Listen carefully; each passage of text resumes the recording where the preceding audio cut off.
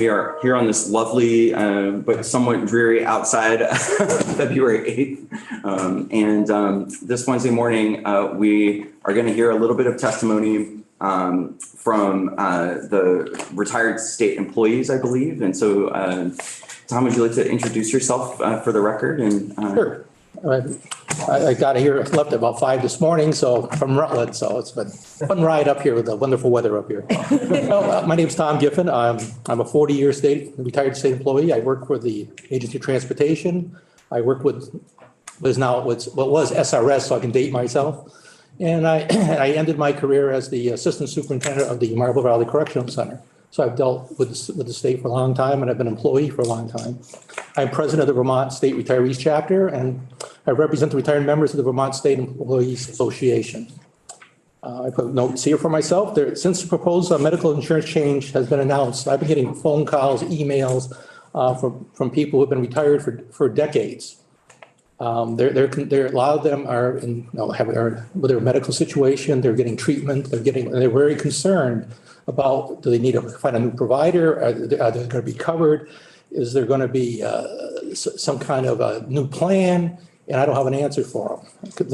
Again, these are people who've been retired for 25, 30 or more years. I mean, I'm getting phone calls from people from South Carolina, people I haven't heard from, former commissioners that are very concerned about what's happening. It's been touted that the Medicaid Advantage provides better or the same coverage than current state employees' health program, administered by the Blue Cross.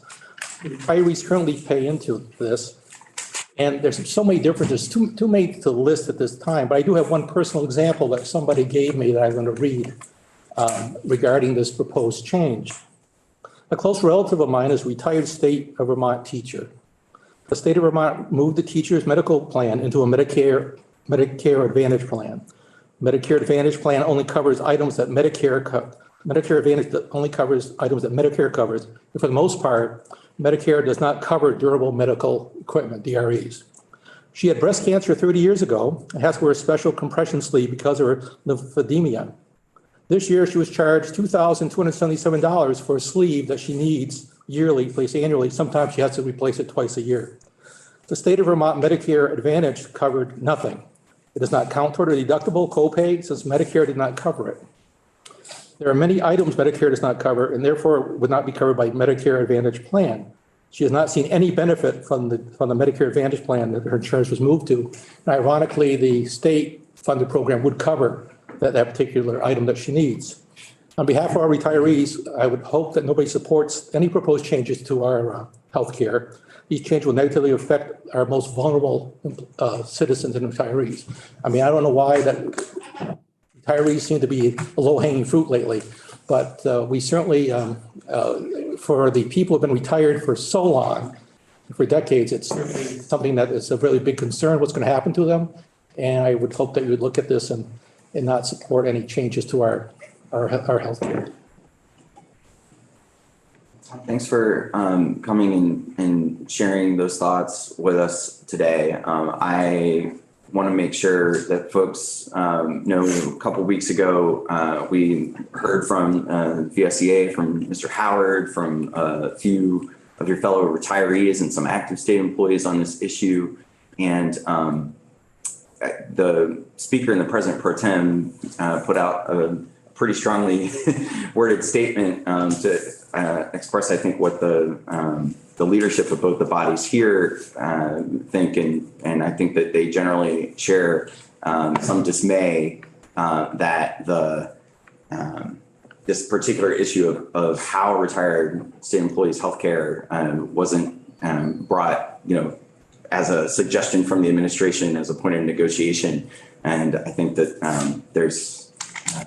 we're really hopeful that the administration will work with you all to either, sell the state employees and retired state employees on the benefits of this proposal, or drop the proposal without the need for further legislative action. But I wanted you to know, and part of the reason I wanted to invite you all here today while you're in the building was that we're keeping an eye on the situation.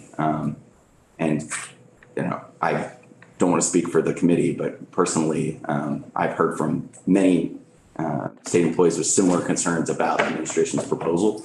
And I think a lot of us have. So I'll open it up to questions from Mr. Griffin.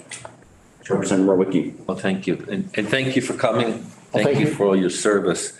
And I just wanted to say that I can understand your perspective that it looks like low-hanging fruit is what you're being looked at, but that's not from the legislature.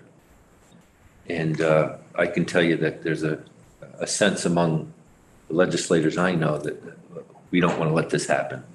So I hope you can bring that word back to retirees, the rank and file, that this is not something we agree with. The bigger picture, I don't agree with this move towards, really, it's privatizing Medicare. And I don't agree with that either. It's a way to dismantle Medicare, and I want nothing to do with that. So again, I want to thank you for your service and know that we're with you. Well, thank you. Like I said, I don't trust your name at either, you know. So I appreciate your taking time to hear me and hear our concerns. And again, we do represent an awful lot of people who have been retired for, like I say, decades. And for them to be concerned now what's going to happen to their, and I understand when I get a call from South Carolina from a former state trooper saying, what's going to happen? I've been doing chemo.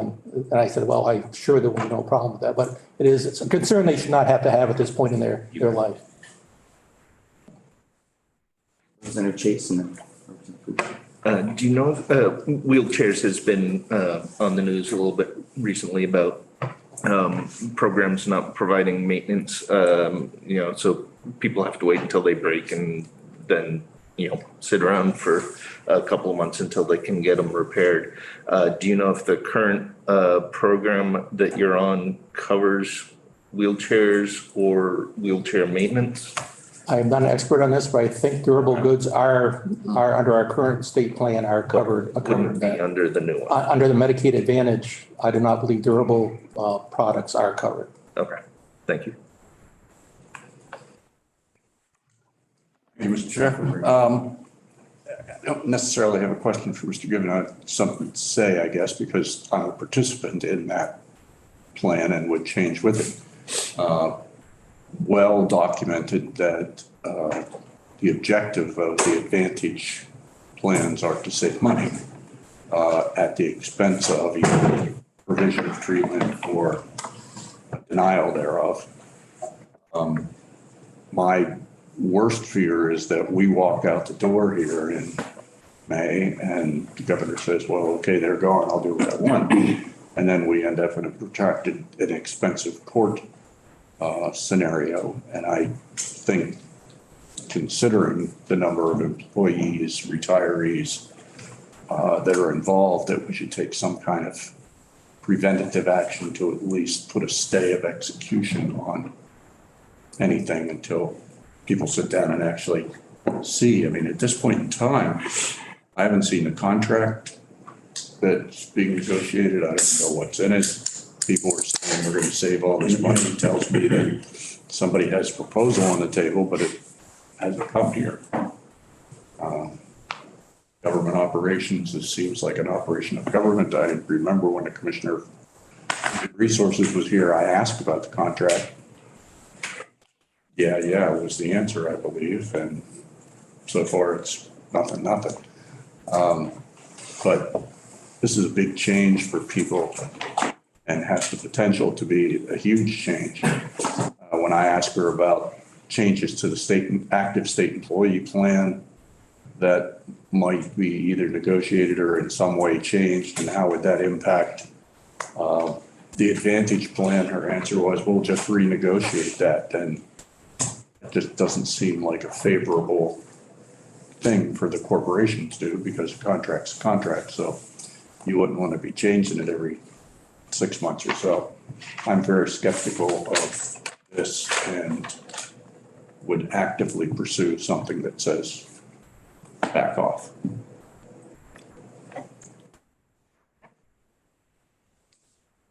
any other questions for Mr. Giffen? Well, we will continue to keep an eye on this. We have just begun starting to look at the administration's proposals for the FY24 budget. And I think if this proposal continues to be pushed by the administration, we may have to do something, but we're at the beginning of our work here as we're looking toward the fiscal year that starts this summer. So I really appreciate you being here today, Mr. Giffen, and for the other folks that are state employees, retired state employees, and there were representatives in the room. This won't be the last time I think we're talking about this particular issue. Sure. Well, thank you very much for having me. I know you're a busy schedule to carve out the time. You're very welcome. Thank you. Have a great day.